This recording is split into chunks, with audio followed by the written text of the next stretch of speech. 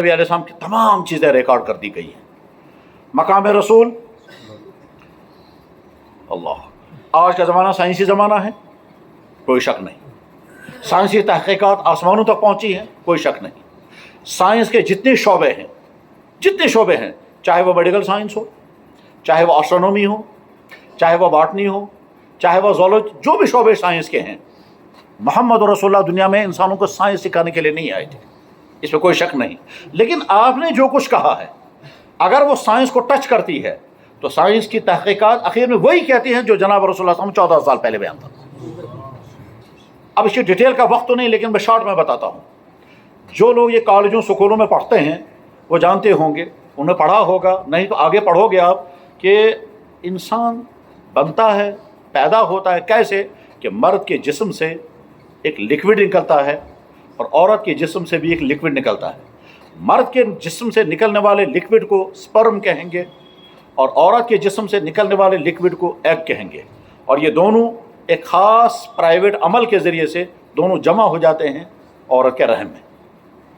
मर्द के जिस्म से आने वाला स्पर्म वो भी वहाँ पहुँचेगा, औरत के जिस्म से निकलने वाला एग अपनी ख़ास जगह से निकल कर वो भी रहम में पहुँचेगा। ये दोनों मिल जाएंगे और मिलने के बाद अभी इंसान बनना शुरू हो जाएगा, चाहे बाद में लड़का बने या लड़की बने। ठीक है, बहुत अच्छा। ये है आज की थ्योरी, उसको कहते हैं क्रोमोसोम की थ्योरी। और जिन्होंने पढ़ी होगी वो समझ जाएंगे, और जिन्होंने नहीं पढ़ी होगी आगे जब आप पढ़ोगे तो पता चल जाएगा सब। क्रोमोसोम की थ्योरी मुझे यहाँ नहीं समझानी है, मैं तो सिर्फ रेफरेंस दे रहा हूँ क्रोमोसोम की थ्योरी की, बस। जनाब रसूलुल्लाह सल्लल्लाहु अलैहि वसल्लम मदीना शरीफ तशरीफ़ लाए। ये जो मैं हदीस सुना रहा हूँ बुखारी शरीफ में है, किताब तफसीर में। हुज़ूर तशरीफ़ लाए, उस ज़माने में यहूदियों का सबसे बड़ा आलिम, उस आलिम का नाम था अब्दुल्ला इब्न सलाम। अब्दुल्ला इब्न सलाम हुज़ूर की खिदमत में आया। उन्होंने कहा, उसको चेक करना था ये सच्चा नबी है या नहीं। इस चेक करने के लिए या कहिए इम्तिहान लेने के लिए उसने 3 सवाल किए। इन 3 सवालों में से एक सवाल उसने कहा, मुझे ये बताइए कि औरत के रहम में कभी लड़का बनता है कभी लड़की बनती है, ऐसा क्यों होता है? माजन जोड़ मज, आँख बना लड़का, आँख बना लड़की, आँख बना मेल, आँख बना फीमेल, आप क्या दलील जगह सा? जाहिर है जनाब रसूलुल्लाह सल्लल्लाहु अलैहि वसल्लम एमरोलॉजी पढ़ाने के लिए तो नहीं आए थे। एमरोलॉजी का केस सवाल है। हुजूर कह सकते थे, जनाब इशर मेरी ड्यूटी, मैं तो आया हूँ दुनिया में इंसानों को ज़िंदगी सिखाने के लिए, तो माँ पे पेट में लड़का क्यों बनता है तो लड़की क्यों बनती है, गवर्मस जोड़मस वो कार बनते वसर कार बने, ईश्वर में होने। हुजूर कह सकते थे, मगर नहीं, आपने जवाब दिया। अब जवाब देने में 2 मसले थे।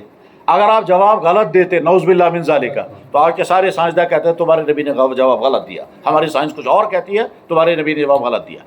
अब अगर अल्लाह के नबी अलैहिस्सलाम क्रोमोसोम की थ्योरी समझाने लगते, ठीक है ना, तो उस वक्त के लोग कहते हैं जनाब इसने समझी वन तो क्या बना, तो उनको क्रोमोसोम की थ्योरी समझ में नहीं आती। वो अगर फरमाते, देखो भाई, मर्द के जिस्म से निकलने वाला पार्ट उसके अंदर होता है वाई और एक्स, और औरत के अंदर से निकलने वाला पार्ट उसमें होता है डबल एक्स, ये वाई और एक्स आपस में मिलते हैं तो डबल एक्स आपस में मिलते हैं, तो खबर क्या बना, ऐसा तो समझिए।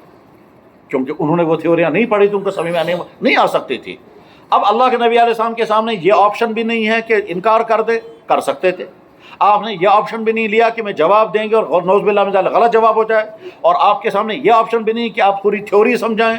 अल्लाह ताला शान वही के ज़रिए समझा सकते थे, लेकिन नहीं, आपने क्या फरमाया, आपने वो लैंग्वेज इस्तेमाल की, आपने वो अल्फाज इस्तेमाल किए जो उनको भी समझ में आ गया और आज की थ्योरी के ठीक मुताबिक हैं। आपने फरमाया, यसबकु माउर रजुल अल माइल मरा व तस्बकु माउल मरत अल माइल रजुल, कि मर्द का नुत्फ़ा औरत के नुत्फ़े से आगे बढ़ जाता है तो लड़का बन जाता है, और औरत का नुत्फ़ा मर्द के नुत्फ़े से आगे बढ़ जाता है तो लड़की बनती है। इसका मतलब क्या होता है? आज की थ्योरी ये कहती है कि जब मर्द का स्पर्म आता है उसमें अगर वाई आगे चला गया, वाई अगर आगे चला गया तो लड़का बन जाएगा, और अगर एक्स आगे चला गया तो लड़की बन जाएगी।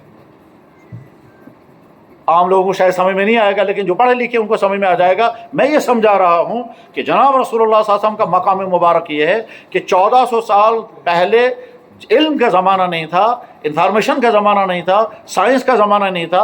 नबी के सामने एक सवाल लाया गया, जो सवाल साइंस से जुड़ा हुआ था, एम्ब्रोलॉजी से जुड़ा हुआ था।